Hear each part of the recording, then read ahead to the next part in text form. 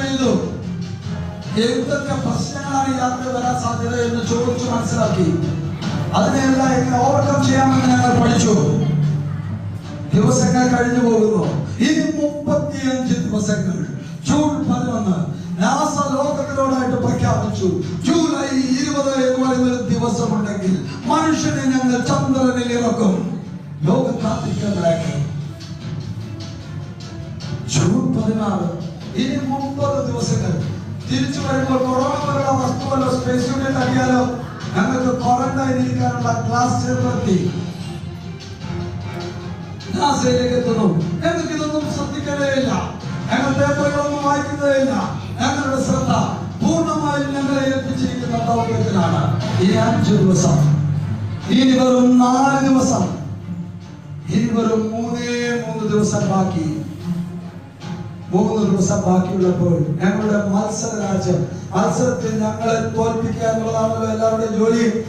3 ദിവസം മാത്രം ബാക്കിയുള്ളപ്പോൾ ലൂണ 15 എന്ന് പറയുന്ന വിവാഹം അവരെ വിക്ഷേപിക്കുന്നു. ഇതിനകത്ത് 2 റോബോട്ടുകളെ ഇതാരും അറിയാതെ വിക്ഷേപിക്കുന്നത്. ഇതിനകത്ത് 2 റോബോട്ടുകളെ വെച്ചിട്ടുണ്ട്. നീൽ ആംസ്ട്രോങ്ങിനും എഡ്വിൻ പകരം ഇത് ചന്ദ്രനിൽ പോകും. ഞങ്ങൾ ഇറങ്ങുന്നതിന് 3 ദിവസം മുമ്പ് അവിടെ ലാൻഡ് ചെയ്യും. അതിനുള്ള യുദ്ധത്തുള്ള റോബോട്ടുകൾ ചന്ദ്രനിലേക്ക് ഇറങ്ങി കല്ലും മണ്ണും ഒക്കെ സ്വീകരിക്കും. എടുത്ത് അതിനകത്തേക്ക് വെച്ച് ഞങ്ങൾ വരുന്നതിന് മുമ്പേ തിരിച്ചു വരും. ഞങ്ങൾ വരുന്നതിന് തയ്യാറല്ല. കാരണം the great Saturn V Apollo 11 mission is on launch pad. Ready ആയിട്ട് നിൽക്കുകയാണ് ലോഞ്ച് പാഡിൽ.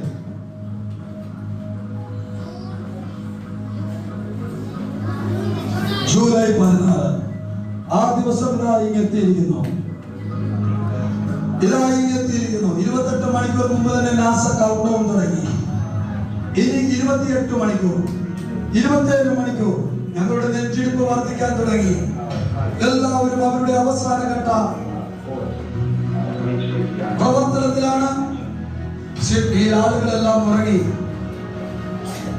ഇന്ത്യയിൽ സൂര്യൻ അസ്തമിക്കുമ്പോൾ, സൗത്ത് ആഫ്രിക്കക്കാർ ഉച്ചഭക്ഷണം കഴിക്കുമ്പോൾ, രാവിലെ 9:32 ഞങ്ങളുടെ ഫ്ലൈറ്റ്. നേരെ പുലരുന്നതിന് മുമ്പേ ആളുകൾ ഒഴുകുകയാണ് ഞങ്ങളുടെ യാത്ര കാണാൻ.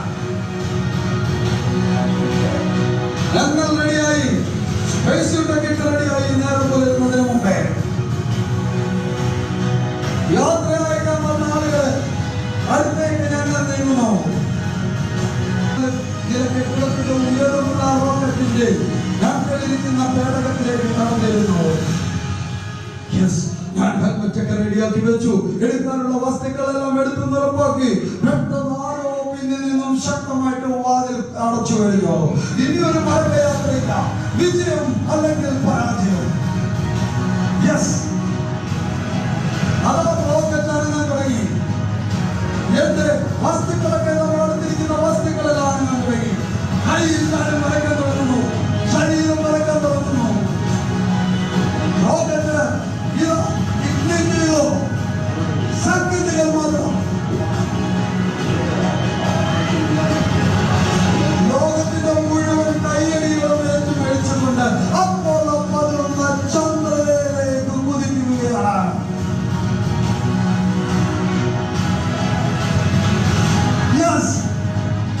ഉയരങ്ങളിലേക്ക് പോകുന്നു അപ്പോളോ 11.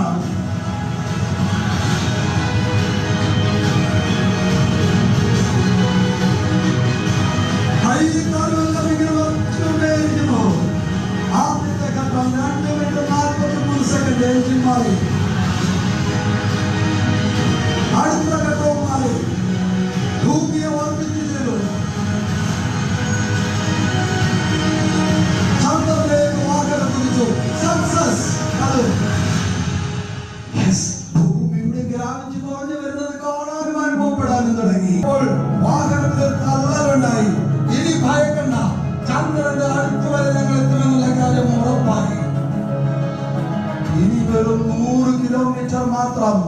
അടുത്തെത്തി കഴിഞ്ഞു. വലിയ കുഴികൾ മാത്രമല്ല, കൊച്ചു കൊച്ചു കൊച്ചു കുഴികൾ വരെ കണ്ടു തുടങ്ങിയിരിക്കുകയാണ്. ചിറകുകൾ വന്നിരിക്കുന്നു. ചന്ദ്രത്തിൽ ഇറങ്ങാൻ പോകുന്നു. ഇനി വെറും മിനിറ്റുകൾ മാത്രം. എന്ത് സംഭവിക്കുമെന്ന് അറിയില്ല. സ്പീഡ് കുറയ്ക്കുന്നു. 5000, 3000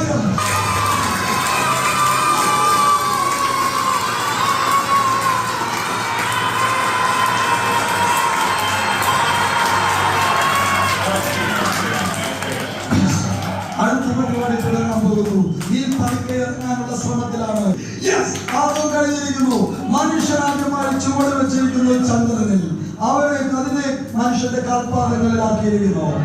അദ്ദേഹം പറഞ്ഞു, ഞാനാണ് ചുവട് വെച്ചതെങ്കിലും ഇത് മനുഷ്യരാശിയുടെ വിജയമാണ്. ഞാൻ പക്ഷെ തൊട്ടടുത്ത് നിന്നിരിക്കുകയാണ്, ഞാൻ കേൾക്കുന്നില്ല കണ്ണാടി കൂട്ടിനകത്ത്, കാരണം വായുവില്ല.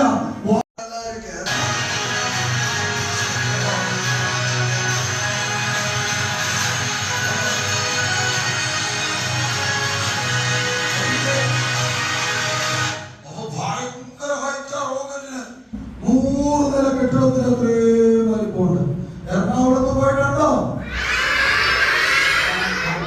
അവിടുത്തെ കെട്ടിടം എല്ലാം കൂടെ ഒരു 20 നില 28 നിലയൊക്കെ ഉള്ളുവായിരുന്നു.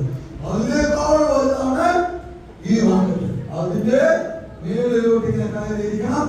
ഇങ്ങനെ ഇരിക്കുമ്പോൾ ചരിഞ്ഞ് വേണം ഇരിക്കാൻ. ഇച്ചിരി സ്ഥലമേ ഉള്ളൂ റോക്കറ്റ് കയറി പോകുമ്പോ. കാരണത്ത് കയറി ഇരിക്കുന്ന പോലെ ഒന്നും വിശാലമായിട്ട് ഇരിക്കാൻ പറ്റത്തില്ല, ചരിഞ്ഞ് ഇങ്ങനെ ഇരിക്കണം. റോക്കറ്റ് പോകുമ്പോ ഇങ്ങനെ വാതിലടയ്ക്കും, ഇപ്പൊ ഇരിക്കും, ഹെൽമെറ്റ് ഒക്കെ വെക്കും.